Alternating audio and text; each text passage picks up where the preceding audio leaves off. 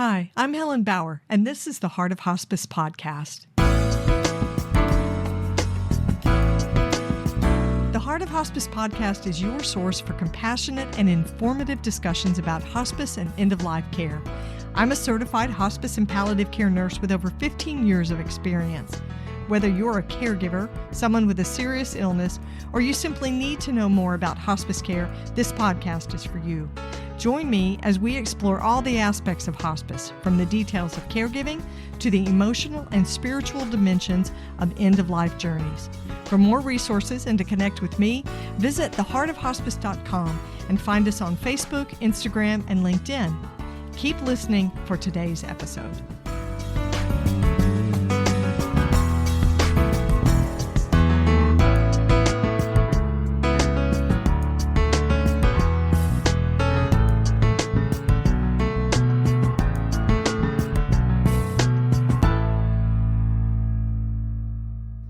This is the Whole Care Network.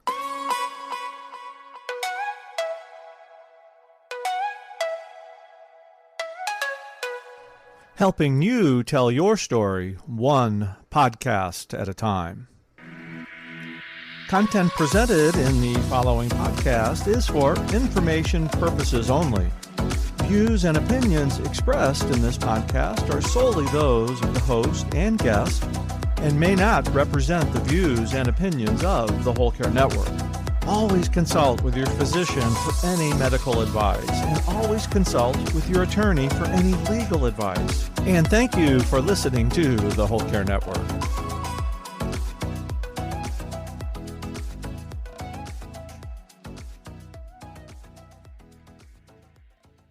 This episode is being sponsored by bkbooks.com.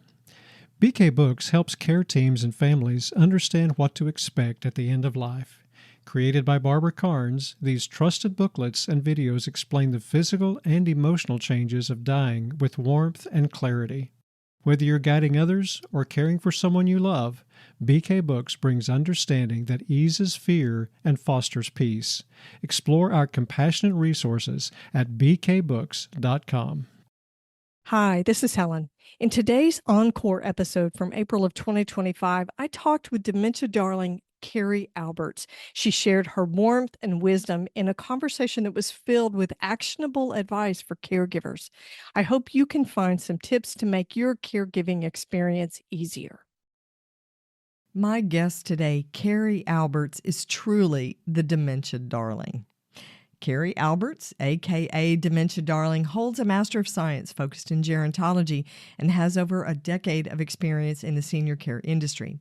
As Dementia Darling, she's been building a nurturing online community of over 61,000 followers, providing education, support, and a safe space for dementia caregivers.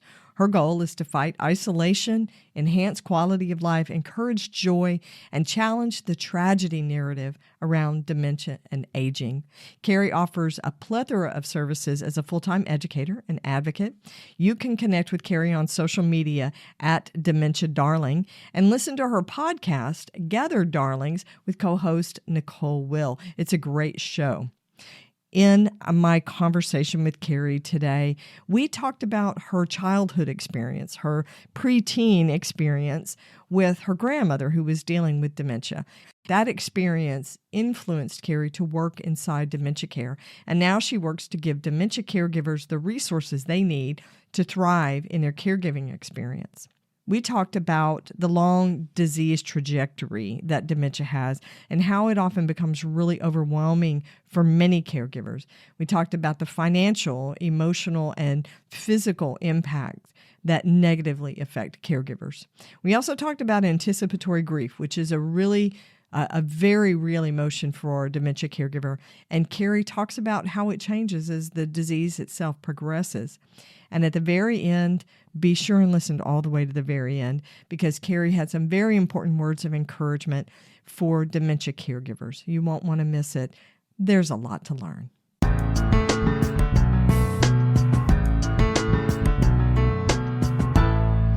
Carrie, I have been looking forward to having you on the show. Welcome to the Heart of Hospice podcast. Helen, thank you for having me. I'm really excited to be here and talk with you. We are going to have such a good time. It's going to be Yeah. awesome. We've waited for this for a long time, so I really am glad to have you here with me. It's been a minute. I'm very excited too. So I have a get to know you question. And Okay, bring it on. okay, so my question is, what is your favorite movie of all time? Oh my gosh, that's hard. I hope you watch movies. Otherwise, Oh my gosh, I'm not a movie person anymore because I lost my attention span. And by being addicted to social media and can't get through like a movie anymore. But I will say I just went to, and this is going way more than you needed to hear, but I just went to the new Bob Dylan movie, The Complete Unknown. Oh, yeah. And I was blown away. Really? And I don't Was go to that movies. good? Yeah, I don't Oh, either. it was so good. It was so good. And I went with my dad because he's the one who like made my sister and I love Bob Dylan. And I wasn't bored for 1 second. So blown away by Timothy Chalamet. But what made me think of that was the last time I went to like a meaningful movie with my dad is my favorite movie of all time, I'd say, it was when I was 13. It was the movie Across the Universe. And it was like a Beatles rendition, like musical. And it was so good. And I still listen to music to this day. So I love like 60s, 70s stars in their musical era movies, I guess. But here's the question. Here is the question. Do you understand anything that Bob Dylan says in his music? No, no one does. Like, Nobody it literally does. sounds like that. I went to a concert of his once with my dad when I was a teenager and so excited. Could not tell you what one song he even sang was because he changes the notes. My dad told me, he's like, oh yeah, he even changes the notes. So he's like singing lyrics from one song, but he's using notes, just like new ones he wants with it. So you really don't know what he's playing. That's hilarious. But he's It's beloved. wild. He's an icon. Oh, he's an icon. That's so it's kind of hilarious. nice because in the movie you could actually understand. Yeah, like, you can the understand Timothy Chalamet and what he's saying as Bob Dylan. For the most part, yeah. For the most part. I may need to go watch that because I'd like to see how he actually developed that singing style because surely he did not speak like that through his life. No, and he just performed as the musical artist on SNL last week, like doing those songs. Like, he's legit. Interesting. Yeah, Interesting. highly recommend. So now I have to ask you if you've seen Wicked. You should go see Wicked. Yes. Okay, I didn't in theaters, and I kind of wish I did. But I finally watched it, and I mean, yeah, it was amazing. Chills, you know. Yeah, Cynthia Erivo. Okay, we are so far off topic. I know. But now we know, people know everything there is to know about us, right? Because that was our get to know you question. There you go. Okay. I wasn't expecting that. I love it. So we're going to dive into all things dementia and caregiving today because this is what you do. You are the dementia darling. So tell me about your experience with caregiving when you were growing up. Yeah. No, this is something that I wish I could go back and kind of slap my young self around a little bit. Like, and just be like, girl, grow up. But when my grandma was living with dementia, so she passed away when I was 13. So you can imagine those last couple of years when she was living near us and my dad was her main family caregiver. So probably, 10 to 13. I didn't know what the heck was going on. I was confused, but I was like helping when I could. My dad was obviously engrossed in it. It was, so difficult for him. And that's what I vividly remember. My dad is brilliant guy, business law and ethics professor, lawyer. And he had a hard time navigating it. No one understood. My mom and him, I've talked to them about this now as an adult. And it's like, they didn't know what the heck dementia was. No one explained what was going on to them. And, for me, my caregiving experience wasn't what I wish I had done, obviously. But I remember, being as present as I could. We would sleep over. They would let us sleep over at her assisted living in her room. Oh. And I loved that. And I feel like that's not a thing really, but we did it. And I just vividly remember, all of the kind of components of that, even how it smelled there. And looking back, I was a little caregiver. I mean, we looked out for her when we were at the meals and we took her there and we try, it was just my sister and I like staying the night doing what we could, as teenagers. And so I want to honor that part of what I did. But, I really didn't understand the gravity of it as a young person. And I wish I had the opportunity to learn and maybe gain more empathy for what she was going through. And I think we're still lacking a lot of support in that area, but that was so much more to what you even asked me. But I think, it really was me diving into that caregiving kind of life when I was watching my grandma, going through that, and then carried that on to do a lot of like volunteering and like memory cares and stuff as a kid. So always was kind of caring in those ways, if you will. So, how old were you? What teenage years were you doing that in? So when I was like 10 to 13, I'd say. So 10 to my grandma 13. passed away when I was 13. Yeah, when I was like at the end of my 13th year. So I just remember, because I'll never forget, like when she, had an incontinence, Yeah. accident in the car, and we were just like, what's going on with grandma, and just so, inconsiderate. And I just look back and just wish I had, my parents had the tools to even know what was going on to explain to us. And so, yeah, I was very young. And then my sister's 3 years older. And we were both so engrossed with being teenagers, just Yeah. ourselves, and, when it was like, oh, we're going to go see grandma in the memory care, I was like, do Again. we have to? Do we Yeah. have to? And I just wish I could have had empathy for what she was experiencing and my dad more. But now, but I didn't realize how much was sinking in at the time too. Well, and I would tell you, Carrie, teenagers are teenagers. That's a I lot know. to I know. expect I don't from a beat younger myself up you. too much. Yeah. But it's like, as dementia darling, I'm like, oh, you could have been so just, something for her in that time. And so now I'm But kind of you dedicated to were. doing that for everyone else. Thank you. But Thank you. yeah, I you appreciate were. And you that. wouldn't be doing the work in the same way that you are now if Oh, you hadn't no. had the experience like that. And I think this is a good thing to talk about on this episode because not all caregivers are adults. There are a lot of teenagers No. and younger kids that are part of a caregiving system inside multi-generational households. Very much so. And I forgot the number, but millions of kids in America are caregiving, and they have a lot of pressure on their shoulders. And Right. one thing in particular that we're not talking about, and I'm really passionate about the work that Lorenzo's house is doing. They're a foundation specifically for younger onset families. They work with children as little as 4 years old that has a parent with dementia. Oh, wow. So they work with people with like the youth are the ones that they focus on that have a parent living with dementia. And so these resources are so needed. There's a lot of books. There's a lot of kids books coming out about, your grandma or grandpa. I'm starting to see some about parents with brain change, but there are a lot of wonderful books. I even have a book on my desk right now. It's the kids book for understanding long-term care. Oh, wow. So like, nobody understands long-term care. No, I needed it for me. Let's be real. Right. So, the Dummy's Guide to Long-Term Care. That's what I need. But I needed it even more so for children under the age of 6 to understand. But no, it's important. You really had an unusual experience. Maybe that's not the right word because there are other kids undergoing the same thing. So how did your caregiving experience with your grandmother shape the work that you're doing as Dementia Darling?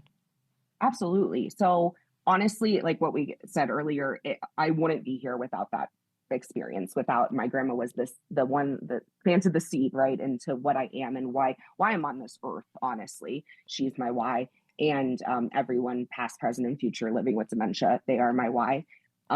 So, obviously having that experience and then growing up, and it was time to go to college and talking to my parents and them saying, when I was trying to figure out what I wanted to do, and, I know I love elders. I know I wanted to figure out what I could do in this space. And, always interested what happened with my grandma and how I could have helped in that. And so I was really lucky to go to a school and focus in gerontology. So I have my bachelor's and master's in that. And during that time was when I went on to my professional caregiving experience. And that's what truly changed my life. Working with people every day, living with dementia, in different parts of their journey, and their family caregivers in an intergenerational adult daycare setting. That was my, like, what solidified why I do what I do. But always through, meeting these people and being part of their life as a caregiver and just someone who loves them, I always, would come back to, man, I hope someone did this for my grandma. Like, I hope there was someone in her world that was like, Yeah. working at her community that was like giving that love to her. And it's just, I want to be that person that everyone deserves, and so that really solidified why I do what I do. And so my caregiving experience throughout my 20s and throughout college was what just made me really understand why I'm here, and what is needed, and the reality of what these families are facing. And like you said, the intergenerational, it touches the entire family. It's not just the person, the entire family is affected.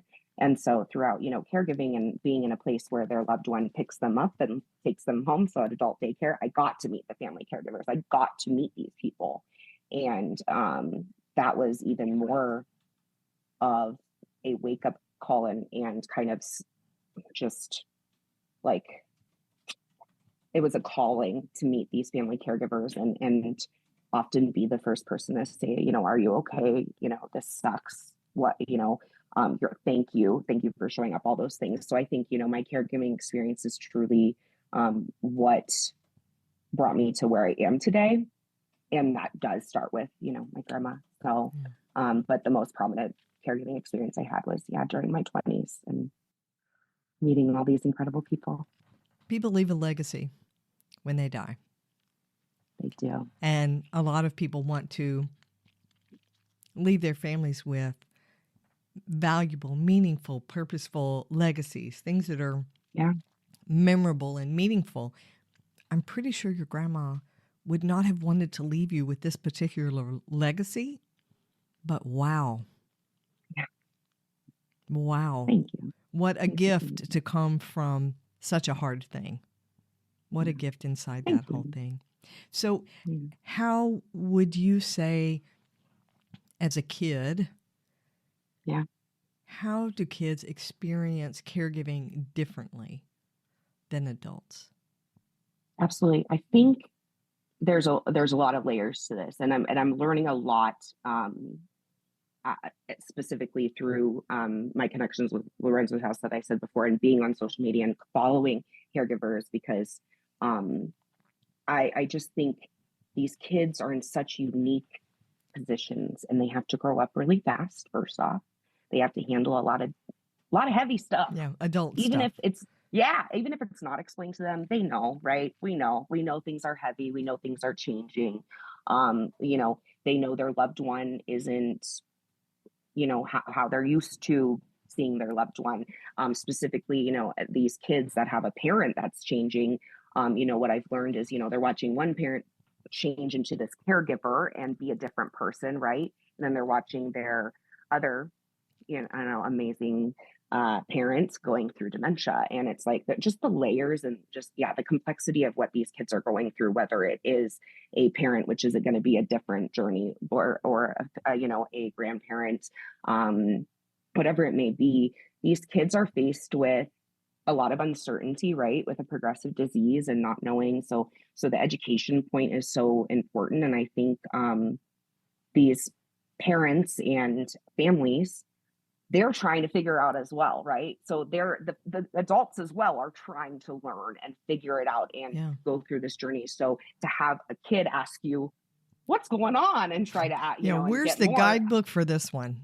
Yeah, I mean, it's just too much. So I think that kids are in a really tough position. And a lot of kids, I think, from what I'm learning too, is they don't know how to talk about it with their friends, right? It's not something that a lot of people can relate with. Yeah. And if they can, you won't know because you're not going to probably bring it up. Right. And so I think there's just a lot of stigma and And so, yeah, these kids are up against a lot, and it takes away from things that maybe their peers get to do that they don't, because they have to do other things with their family because they can't be a part of certain things, whatever. There's so many complexities to dementia and how it affects the entire family. But yeah, I think kids are just really kind of stuck in the chaos of it, because there isn't much direction for their poor family members who are going through it, the adults, to help guide them.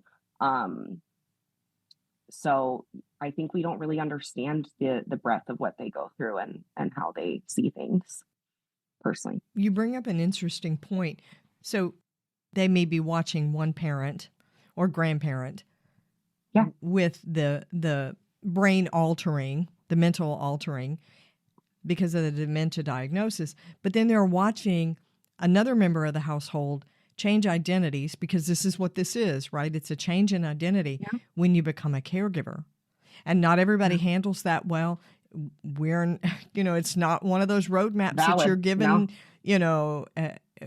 when you turn a certain age and you become an adult. Okay, to get you ready for when your parent is older, just in case they have dementia, here's how to handle mental decline.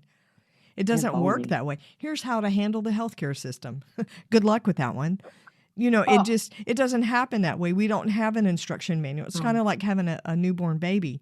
Where's the book on parenting, right? That covers every scenario, because we've got Parkinson's related dementia. We've got Lewy body dementia. We've got frontal lobe dementia. There's so many different facets when it comes to dementia and dementia care. So yeah, you can't just learn something and be like, oh, I understand it. It's not this one size fits all. And it applies to everything. To expect. Yeah, not even kind of. Yeah.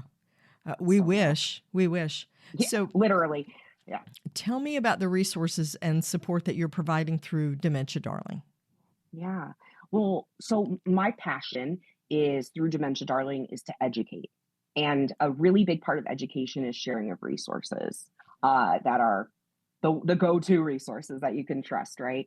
And through Dementia Darling, for family caregivers specifically, my goal is to uplift compassionate dementia care education, whether that be dementia care at large, how you're handling situations, how you're communicating, things like that, but also the compassion to yourself as the caregiver. So I'm really trying to and compassion in society, right? Pushing back against the tragedy narrative, pushing back against just these terrible views of what dementia is and aging is in general. So I'm really trying to be a voice, an advocate for the dementia community, but through that, my main, focus is educating in short form ways through social media to help people. I want, people to have the resources and the education available that they need. And unfortunately, you have to go to social media these days because our doctors don't even know where to point us. So here you have to find me, a pink-haired girl on Instagram, telling you you're doing a good job, but I'm trying. We got to figure it out together. And so I really am passionate about sharing resources. It's like something in the business world I've learned now is people are like, how do you just share everyone you love without getting paid for promotion? I'm like, I'm not going to gatekeep things from dementia caregivers. That's never going to happen. Right. Here, if you want this, we've got it, but you're going to have to pay. Yeah, no, we need this. We need everything we can get. We are starving for help and support that's accessible. And so one thing I just want to shout out, because I just met with her this week and I'll be sharing about it, but her name is Mindy Crouch, and she created 2 workbooks for children. And it's like a workbook about your loved one going through dementia and how to learn about it, how to handle your own emotions. It's incredible and so beautifully done. And she has one on grief. Oh. And I'm obsessed. I'm going to send you the info and make sure we share it. But this is the kind of stuff we need for children, of course, but of course we need resources for all ages. We need resources for all kinds of caregivers, long distance caregivers, professional caregivers, spousal caregivers, people caring for a grandparent, an aunt, an uncle, whatever it may be. So I'm always trying to provide that to my community in any way that I can. And, I'm really passionate about finding the most accessible things and just the things that are going to streamline and come into their life and just make it a little bit easier, Right. right? So I feel like that's kind of my Yeah. Just that a one little tick up. something. Yeah. I am loving this conversation, but we're going to take a break right now. There's more to come. When you're caring for someone who is dying, every moment matters, and it can feel overwhelming when you don't know what to expect. That's where BK Books can help. BK Books offers compassionate, easy-to-read resources for families and professionals facing the end of life. Created by nurse and hospice pioneer Barbara Carnes, these trusted guides explain the changes that happen as someone is dying and how to bring comfort, compassion, and care along the way. People don't die like they do in the movies. Understanding what's normal can ease fear and help you feel more prepared. From short booklets to helpful videos, BK Books brings clarity to the unknown, so you can focus on what matters most, being present and caring well. If you're supporting someone at the end of life, you don't have to figure it out alone. Explore the trusted resources from end-of-life educator Barbara Carnes at bkbooks.com. A dementia diagnosis creates some really unique situations for family caregivers. And it's I don't want to say it's special, that's not the right word, but it comes with some challenges that are really specific. You know, you've Very. got the behavioral stuff, the verbal stuff. And I know because I have a mom with dementia. I'm walking this at the same time we're talking about it. Yeah. And it really impacts people in some unique ways. And what are some of the ways you see dementia diagnoses impacting family caregivers? The number one thing, and thank you for sharing because you make people feel seen when you say, your story and you share that. So thank you. I think the number one thing that we all have to really understand is that isolation is the worst thing, and it's so prominent for caregivers and for people living with dementia. And we know after COVID, isolation is deadly. We know this. We know this for elders specifically too. We know isolation is really scary. And unfortunately, that is the largest issue or the first, I feel like, main issue that caregivers, are up against is right away, unlike other maybe illnesses, diseases, people might come with, casseroles for the freezer and Right. they might come in flocks, whatever. With dementia, people seem to retreat. People seem to we're still at that stage in society that we're uninformed and people don't know what to do. It makes us uncomfortable. There you go. Thank you. It does. It does. And I think people are just more comfortable staying safe and kind of just removing themselves, unfortunately. And this is people that have been, friends with you for 30 years sometimes, or their family, and that's what's so hard is these poor caregivers and their loved one kind of are just left in the dust, and they have each other. And because when you're living with the person, I'm saying that feels really isolating. Yes. And because I often hear caregivers say, it feels like I'm a prisoner in my own home. It feels like people don't even want to try to be a part of my life anymore. And I think that the isolation on top of the loss of self for these caregivers that are so inundated with, just being in the thick of it. And with dementia being a progressive disease that could go on for years and years and years and years. Yeah. When people are thrown into it and they just go, right, you throw yourself in and you go as hard as you can because you don't know anything else to do. You're in fight or flight mode. And then you realize, oh crap, I have to make this a long haul. This is a long journey. Yeah. When you actually come to that realization that this is what we're doing. And yes, I could do this for another 10 years. Yeah. Horrifying. And it's only going to stack and snowball and get harder. Yeah, it doesn't get easier the longer you do it. Like you've learned this skill and it gets easier for you. It's going to change. No, you're always having to learn a new skill, right? Right, it's going to morph. Disease that we don't know Yeah. what could come next.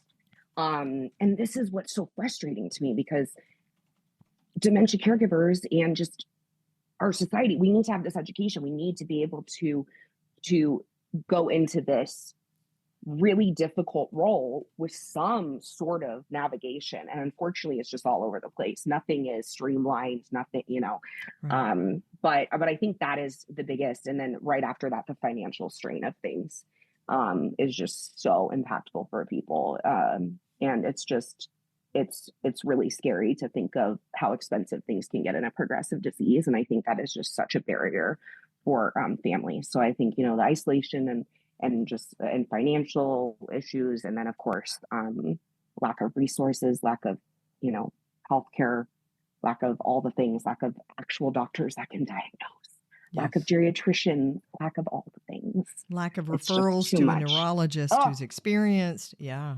yeah, and then they can maybe see you in a year. Like Yeah. it's just wild. If Yeah, there's even too one, much if there's even one where you live, in your because area. because we do have a shortage. Oh, Yeah, yeah, interesting. I know, And right? I hate to get so negative, but I think there is strength and a place to build on when you Yes, acknowledge, right? yes, I we I'm have to. I know the glass is half empty because I know that it's half full, right? Yeah, I'm a realistic optimist, is what it yeah, is. yeah. So I No, I like believe in that. Me too. acknowledging where the warts are and then going after the solutions for them. I agree too, completely, and that's why it's a hard balance, right? Walking the line of like being the Debbie Downer all the time. Like I'm just like, hey guys, let's talk about dementia. My family just it's probably over it. How do you validate their struggle if you never say, damn, your life Exactly. sucks as a caregiver? Your mother went out in the backyard into the Yeah, neighbor's yard and took off all her clothes. yeah. This sucks. This is unfair. Dementia sucks. Yeah, Your person doesn't suck, but it sucks that this is happening. right, right. Yeah. I get it. I get it. Yeah. And No, validation is all I want to do for people because when we feel validated, it's everything, right? Especially in the lowest points of our being, and just finding community. And that's why it's so beautiful to see how the dementia community online has grown. I mean, I never want the dementia community to grow. I wish, in the sense of that dementia was gone, right? I right, wish that no one had to there follow was me. no need for us to even have Yes, this conversation. exactly. Yeah, When everyone gets rid of me on their social media, then we've won, right? They right. don't need us Nobody needs anymore. it. But unfortunately, we're here and it's growing. But to see community and to see caregivers showing their story and being like, look at this. This is real. I need help. Yeah. We need help, and that's what we need to see. And it's beautiful to see how many people are standing in their truth and speaking up. Yeah. There is incredible power in connection and community.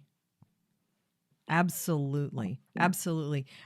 Just in the podcast, the folks that I have come across who are doing caregiving work who have had their own experience with a family member with dementia, I have gained so much support. I have 3 extra sisters who are caregivers for their mom, that kind of thing.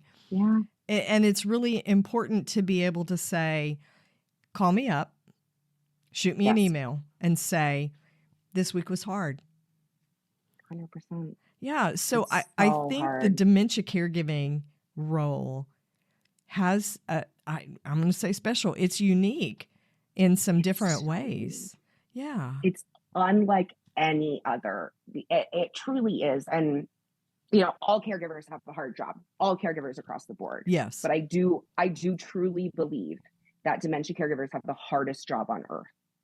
It is not something that, first off, physical, mental, emotional, all the things, Right. right? That it affects, it touches everything. And as we said before, it's progressive. And it's this ever changing, and you never know when the shoe's going to drop. Right. The fact that your person requires 24/7 care at some point. And there's just so many nuances that people do not understand in other, I think, caregiving positions for sure. Yeah. The anticipatory grief of the next stage, and I know, there's other diseases with next stages, absolutely. But yeah, dementia is just so, and the fact that the emotional component of your person's forgetting who you are, they're forgetting who they are. That's something that no other, I don't think many caregivers have to, Yeah. have experience with, but dementia caregivers are taking care of someone that they love as the person is changing from that person, like who they once knew. It's the hardest thing ever. It's just so freaking unfair. So I think every person with a life-limiting illness has a change in identity, because having an illness changes who you True. are. Absolutely. But it becomes, with someone who has Alzheimer's or dementia, it becomes a loss of identity. Yeah.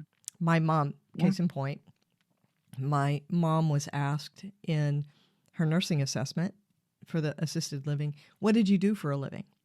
My mom was a school teacher and a principal, a school administrator for probably 40 years. She couldn't tell them.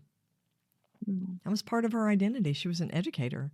So I think loss of identity, and then the anticipatory grief that caregivers experience. Let's talk about that. Yeah. Across the board, right? Yeah. Prolonged. Across the board, caregivers. Yes. Prolonged. And I think it gets peeled away layer by layer. There are little pieces that drop, and all of a sudden you realize I'm a caregiver. What's been your experience with these caregivers as they have sort of grown into that caregiving role and realized that's where they were? I think, one of my biggest posts that I think that's resonated, like I had the most interaction on it, was one that was like, you don't really choose to become a caregiver. You just wake up and realize you are one. Right. And yeah, like you are saying, I think people, it's honestly the lack of awareness in our society. We just don't see those things as a caregiving role. We think, oh, well, I'm just being a family member. I'm just doing what I have to do. But it's like, no, that's a lot. Like you don't have to do those things. You are choosing to show up as a caregiver role, and it's amazing. Right. And not everyone does those things. Right. And So not everybody's doing that. Yeah. No. And so please, like, see that as you are fulfilling a role, and that's just not seen until, I feel like, as you said, yeah, you're in the thick of it and you're like, oh, this is my life. Like, this is taking over, it becomes this full-time role. And caregivers really do, specifically with dementia, are full-time, no matter where they are in their journey, because when you get past a certain point in dementia care, those caregivers are on 24/7 mentally, right? Yes.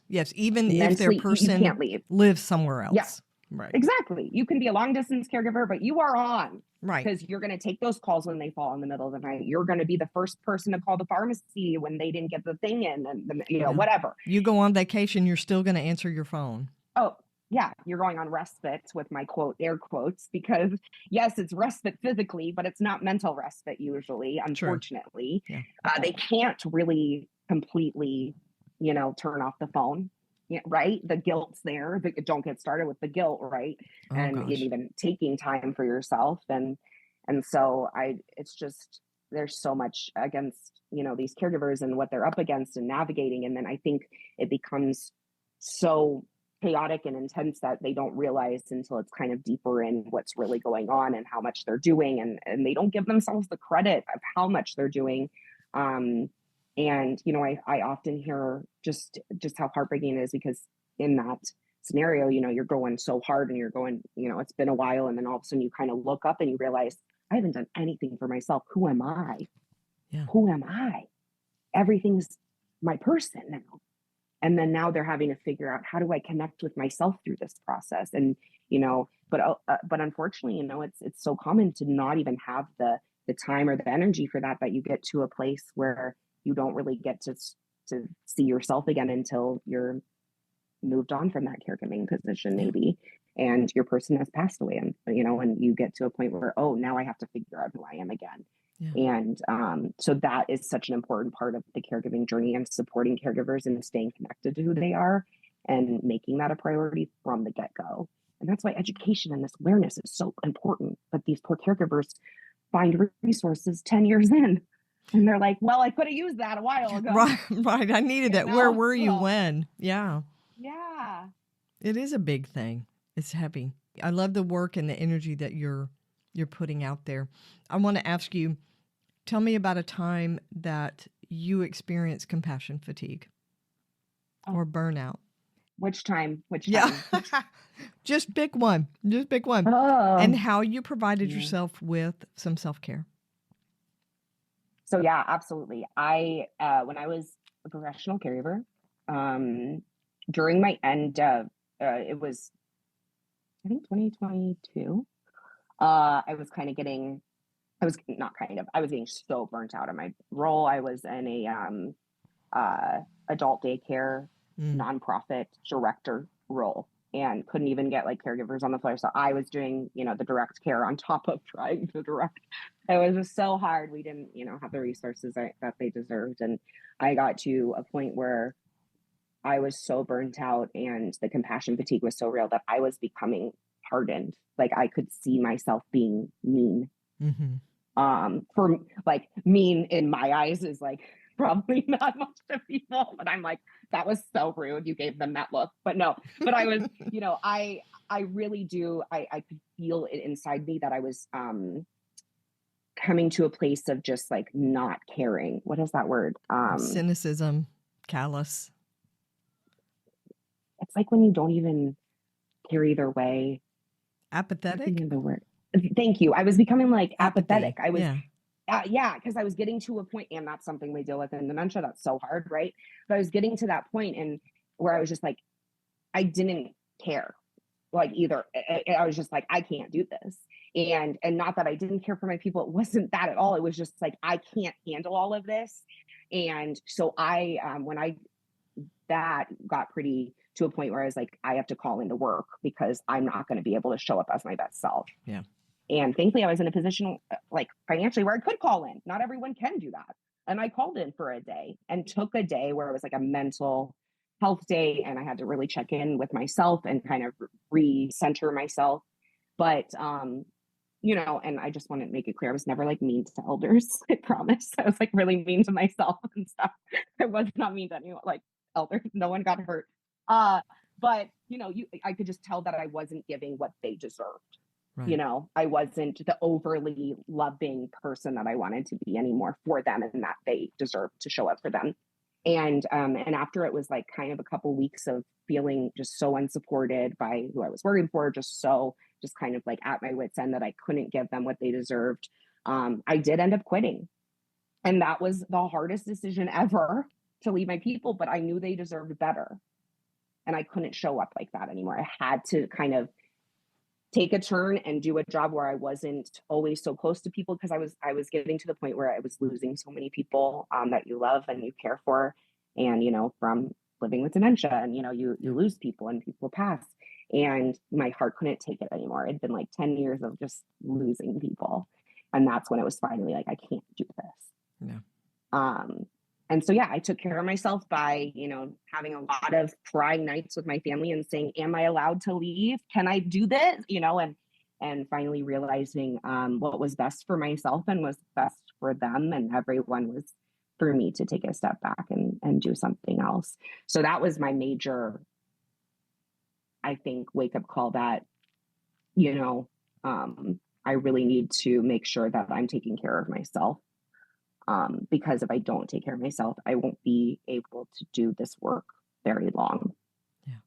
And so, some people can do the caregiving on the, one-to-one caregiving for their career, and they can handle it. I'm so highly sensitive, and it just got just too much for me to mentally handle.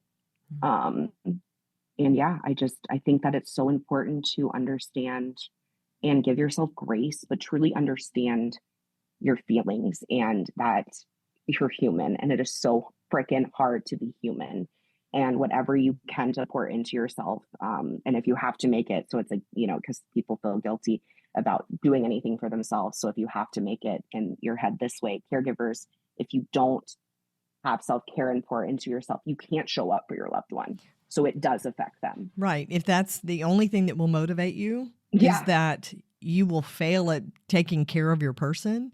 If that's the motivation you need, go right ahead. But sometimes self-care is just hard.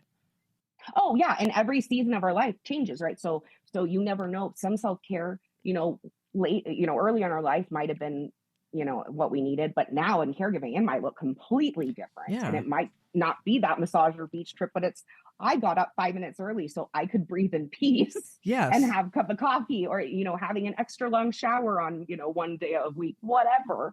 But you have to let yourself understand that this changes. Your self-care will change again. You will have time for those things again, but do what you can. But it's valid. I get it. I've told people try 2 to 5 minutes and they're like, you're right. Yeah. I'm Yeah. like, okay. Do I have 2 to 5 minutes? Probably not. Yeah. I get it. Absolutely. Carrie, if you were sitting with a person who is caregiving for a loved one with dementia, what would you tell them? One piece of advice that you would offer right now. Well, I am. And I want to say thank you. First off, you're caring for someone. Am I allowed to say that? Yeah. My Okay. rule on the podcast is if somebody cries, then it's a good interview. Okay. I was like, oh no. So I think it's my turn. But you are. And just straight up, thank you. Thank you. You should be so proud of yourself. Think about you, like younger you, and all that you do, how proud. And she'd be like, oh, damn, how am I doing all that? Just so proud. And give yourself that. Give yourself a moment to just really stop and revel in who you are and what you do. Because not a lot of people show up for others. And you are. And that's huge, especially in such an unkind world we live in. It's huge. And we need to see ourselves for how beautiful caregivers are. Whether you feel like you feel that way or not, you are. And on the days where even you feel like you're not showing up or you're not doing the right things, or, oh my God, I made that stupid decision, you still showed up to make a decision and help. Thank you. If you're sleeping in your bed tonight and your loved one's sleeping in your bed at night, you have won. That's a win. Give yourself grace, please. And I know it's easier said than done, but if you wouldn't say it to your best friend, if you wouldn't say it to your loved one you care for, do not say it to yourself. And just please know that you make such a big difference. And I just thank you. Thank you, thank you, thank you. That's what I would say. And then hug you really big. I love it. So to those of you listening, if you are caring for someone with dementia, hold that message really close. You may not know that you needed it today. I didn't know that I did, but I did need it. And I'm so grateful for you, Carrie, and the work that you bring to this space as Dementia Darling. And I think your name suits you perfectly. Thank you so much. I am honored to have this conversation with you. And I do hope, I know it will, but because there's so many dementia caregivers out there, or even someone who's listening who didn't realize they're a dementia caregiver, I just want you to know you are not alone. Even on those days where it feels like you're alone because you're in your house alone and you're crying and you don't know what's going on or what to do next. Please know, unfortunately, there are millions of others crying in their rooms thinking the same thing. And we have to find each other. We need to speak up and be proud of the caregiving role that you hold. Don't shy away from it. And you will find your community. You'll be surprised the people in your life that will show up once you start talking about it. And just know, please know you're not alone. Thanks for listening to the Heart of Hospice podcast. Check out our sponsor in the show notes and please leave a rating and review on Apple Podcasts. We would appreciate it if you would share this episode with your friends and family and anyone who needs to know more about hospice. Connect with us on Facebook, Instagram, and LinkedIn. And remember, no matter who you are or where you are in your hospice journey, you are the heart of hospice.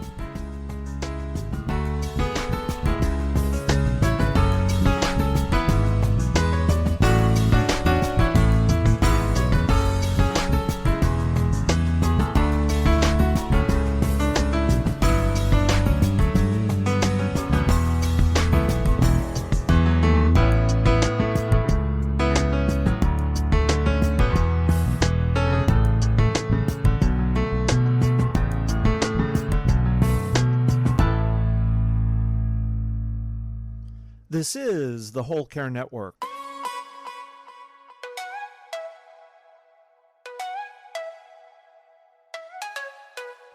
Helping you tell your story one podcast at a time.